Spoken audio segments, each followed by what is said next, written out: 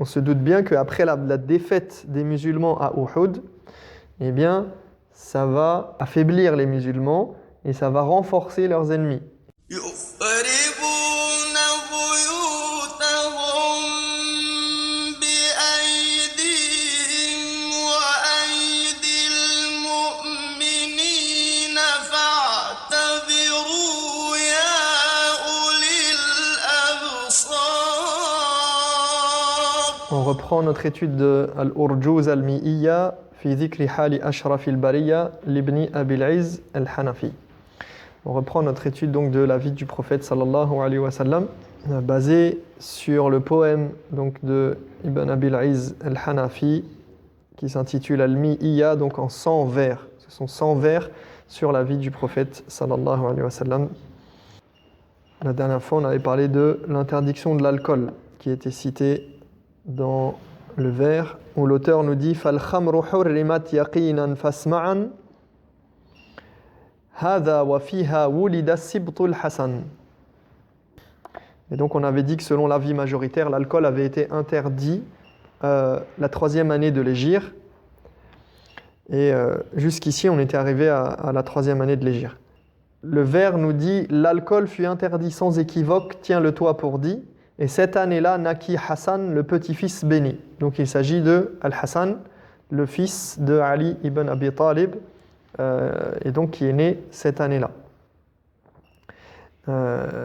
Donc c'est juste un fait qui marque cette, qui est mentionné dans le vers. Vers numéro 62. وكان في الرابعة الغزو إلى بني النضير في ربيع أولا. Il nous dit la 4e année, l'expédition fatale chez les Bani Nadir pendant Rabi' Awwal.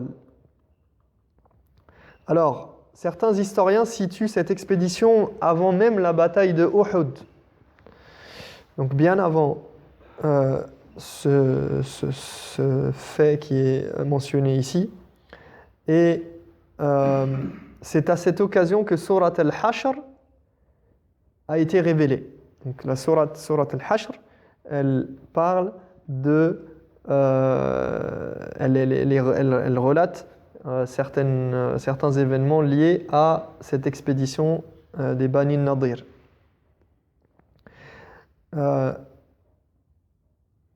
Donc les Bani Nadir, vous vous rappelez, on a dit que c'était qui ?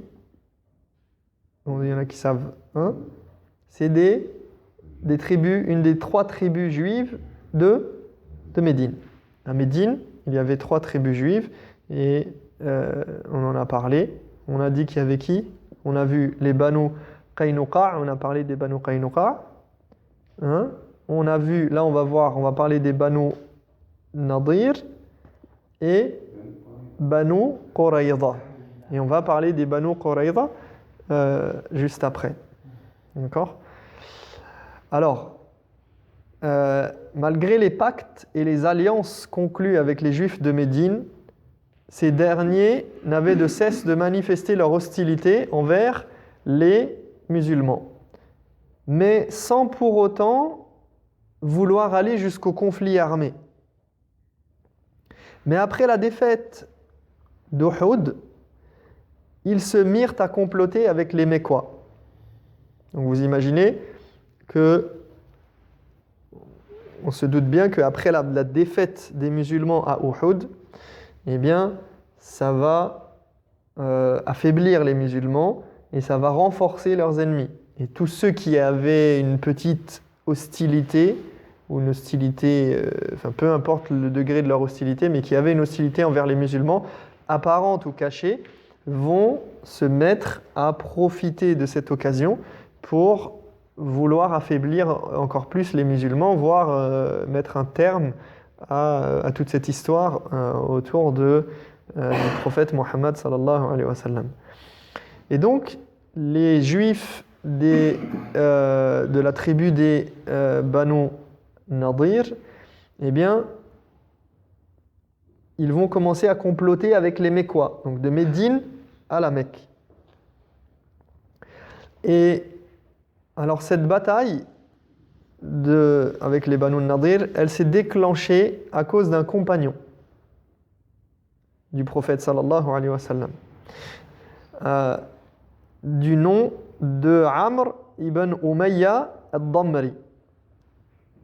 Cette bataille, elle va avoir lieu à cause d'un compagnon du prophète sallallahu alayhi wa sallam.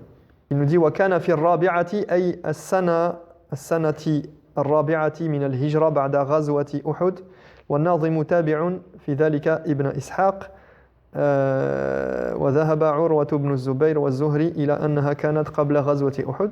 الغزو إلى بني النضير أي إلى يهود بني النضير في ربيع أول أي في شهر ربيع الأول.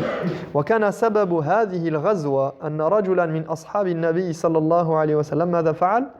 قتل رجلين لهما عهد من النبي صلى الله عليه وسلم لم يشعر به.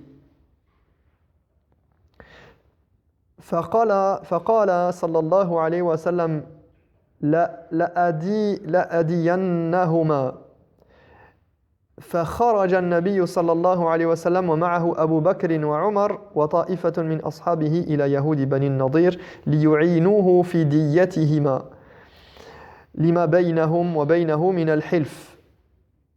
فقالوا نعم. فاجتمع اليهود والنبي صلى الله عليه وسلم جالس عندهم وتشاوروا وقالوا من رجل يلقي على محمد هذا الرحى فيقتله.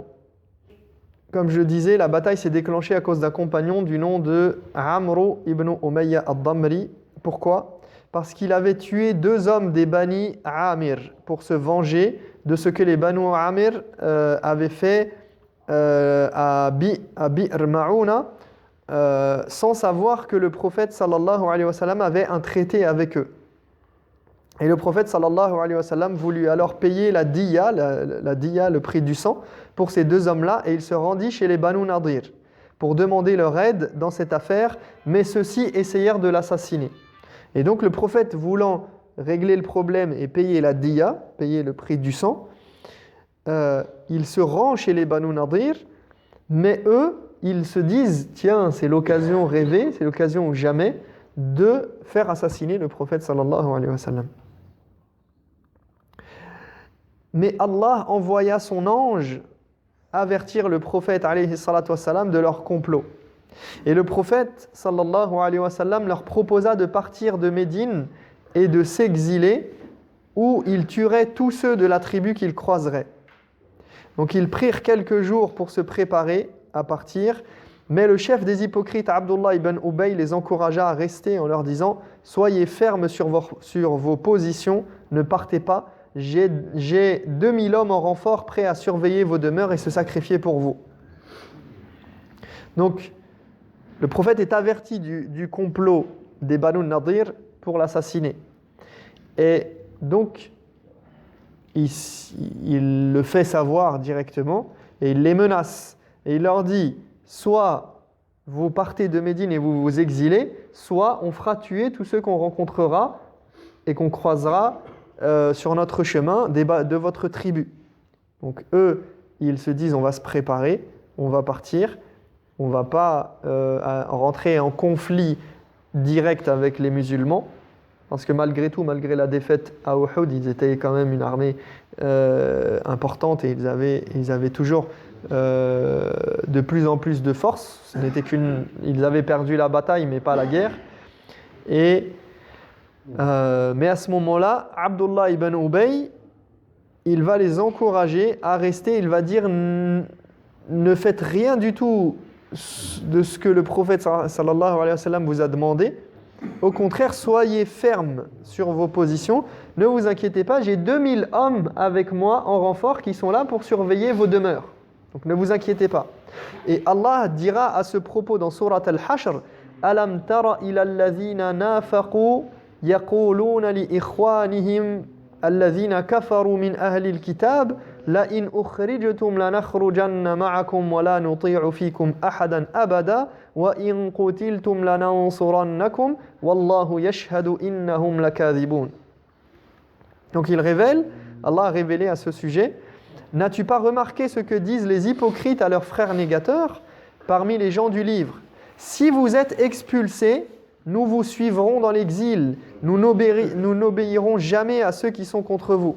Et si vous êtes attaqués, nous volerons à votre secours. Mais Dieu est témoin qu'il ne raconte là que des mensonges. Et ici, nous volerons à votre secours, c'est-à-dire Banu Qurayza et leurs alliés Ghatafan. Du coup, donc les tribus de Banu Qurayza et Ghatafan qui étaient aussi des tribus donc importantes et qui ont dit nous serons là pour vous soutenir. Du coup, ils reprirent confiance et décidèrent de résister jusqu'au bout. Et leur chef, Huyay ibn Akhtab, fit dire au prophète sallallahu alayhi wa sallam, nous ne sortirons jamais d'ici, faites ce que vous voulez. Finalement, le prophète sallallahu alayhi wa sallam va décider de les attaquer alors qu'ils étaient retranchés en haut de leur tour et de leur château entourés de palmiers, d'où ils pouvaient jeter des pierres et lancer leurs flèches. Le siège dura seulement quelques jours, donc entre 6 et 10 jours, à la fin duquel les Banu Nadir se rendirent et le prophète sallallahu alayhi wa sallam leur proposa de partir avec leur famille à condition qu'ils n'emportent pas leurs armes. Ils détruisirent leur maison de leurs propres mains, emportant les piquets et les charpentes. Et donc, c'est ce que vous retrouvez dans Surat al-Hashr. Cela fait écho à ce qui est dit. Si vous relisez Surat al-Hashr, vous allez trouver que Allah parle de cela. Yukhribuna buyutahum bi aydihim. D'accord, ils ont détruit eux-mêmes. Ils ont dit d'accord, on va partir, mais on ne va pas laisser tout ça en l'état, et on va reprendre nos effets et nos affaires. Et ils sont allés jusqu'à détruire leur maison au point d'emporter tout ce qui était, la base de la construction. Donc les charpentes et les piquets, etc. Tout ce qui était transportable du moins. Et donc, cette bataille a eu lieu au mois de Rabi' al-Awwal, en l'an 4 de l'Hégire. Vers 63, وَبَعْدُ مَوْتُ زَيْنَبَ الْمُقَدَّمَةِ وَبَعْدَهُ نِكَاحُ أُمِّ سَلَمَةِ. Il nous dit, puis la mort de Zaynab précédemment citée arriva, s'ensuivit le mariage avec Salama. Il nous parle de Zaynab, la femme du prophète sallallahu alayhi wa sallam, dont on a parlé juste avant. Parce que dans le poème, il nous parle du mariage avec Zaynab. Cette Zaynab, qui était, on avait dit, Zaynab bint Khuzayma al-Hilaliya, à ne pas confondre avec Zaynab bint Jahsh. Ahsant. D'accord? Il y a deux Zaynab. Le prophète sallallahu alayhi wa sallam, il a épousé deux Zaynab à la suite, et ce sont deux Zaynab différentes. Et ici, il est question de la mort de cette Zaynab. Donc, cette Zaynab, qui est la femme du prophète sallallahu alayhi wa sallam, donc qui est la fille de Khuzayma et qu'on appelle al-Hilaliya, qui est surnommée al-Masakin, la mère des pauvres, car elle aimait s'occuper des pauvres et avait beaucoup de compassion envers eux, eh bien donc elle va décéder. Et elle n'est restée mariée avec le prophète sallallahu alayhi wa sallam que 2 ou 3 mois. Et comme l'ont dit certains ulama, c'est comme si Allah subhanahu wa ta'ala, il avait voulu honorer cette femme et l'élever en faisant d'elle une mère des croyantes, juste avant de mourir. C'est-à-dire c'est comme s'il avait choisi cette femme pour l'honorer. Parce que on peut s'imaginer que Allah subhanahu wa ta'ala, il a choisi cette femme-là et il l'a remise entre les mains du prophète sallallahu alayhi wa sallam seulement pour 2 mois. 2 mois, 3 mois, c'est quoi 2 mois, 3 mois dans une vie? 2 mois de mariage. D'autant plus que, imaginez, pensez toujours que, parce que souvent on nous parle du prophète sallallahu alayhi wa sallam de la manière la plus condescendante et la plus mauvaise qui soit, en nous disant toutes les choses possibles et imaginables sur son caractère et sur son rapport aux femmes, etc. Mais on oublie que, très souvent, ces gens-là oublient ou feignent d'oublier que c'est pas un homme comme les autres. Il a des responsabilités très grandes. Il est dans des périodes de guerre où il est constamment en conflit. Donc, un mariage, déjà pour quelqu'un qui vit aujourd'hui, qui est marié mais qui travaille et qui doit subvenir aux besoins de sa famille, déjà, c'est pas évident dans le sens où il n'a pas beaucoup de temps pour lui. Il est séparé de son épouse, il est toute la journée au travail, il est fatigué, il rentre fatigué. Là, on a un homme qui contracte des mariages. C'est pas pour la jouissance charnelle et pour passer du bon temps et manger des fruits et qu'on lui fasse des bons repas et qu'il mette les pieds sous la table. Il est constamment en train de gérer les affaires des musulmans, de gérer les conflits avec les ennemis, d'essayer de pactiser avec ceux avec qui il peut pactiser, etc., etc. C'est un chef de guerre, c'est un roi, c'est un prophète, c'est un conseiller, un ami. Il a des compagnons autour de lui qui viennent lui demander la religion, il transmet la religion. C'est un leader et un chef, un imam, un chef religieux. Donc il a plusieurs casquettes. Donc un mariage de 2 mois avec le prophète dans cette période-là, c'est presque comme si on peut dire, c'est presque comme, je veux dire, Zainab al-Mu'minin radiyallahu anha, Zainab bint Khuzayma, elle n'a pas pu être avec le prophète sallam comme on attendrait, comme une épouse peut attendre de son époux.